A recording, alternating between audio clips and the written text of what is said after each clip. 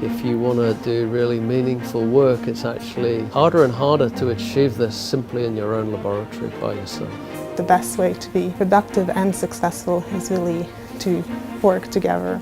You need excellent centers to do good science that will truly go to the next step.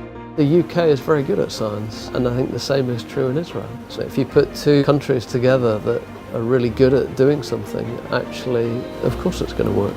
The BIRAX program gives you the budget to do it. Once you give it a formal place to do something and you sponsor it, then things happen.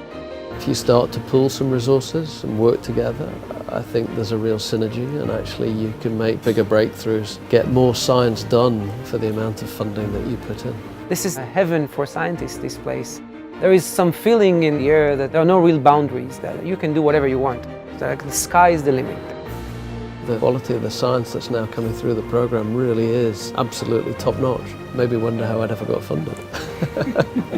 I think anything that mixes people together with different perspectives and cultures is always good, because that's definitely the best way to build very long-term bridges. Big questions, coming at it from different directions, using different technologies, complementary skills. I think it's that approach that allows you to answer the really big questions. BIRAX has really contributed to connect us with one of the leading groups in the world in the case of the Parkinson's disease, and to provide funding in order to enable us to make this translational phase from the lab to the clinics to a product, so we can really help people. We've gone within 20 years from not knowing how to handle the cells in a dish to being able to actually put cells into patients is, I think, phenomenal progress.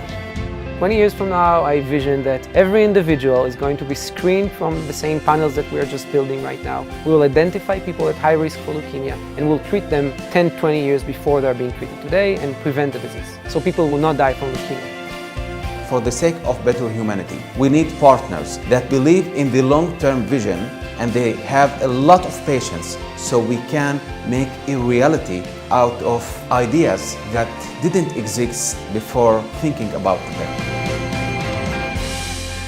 Very few moments you have in life that you know exactly what you need to do, and I know now what I need to do.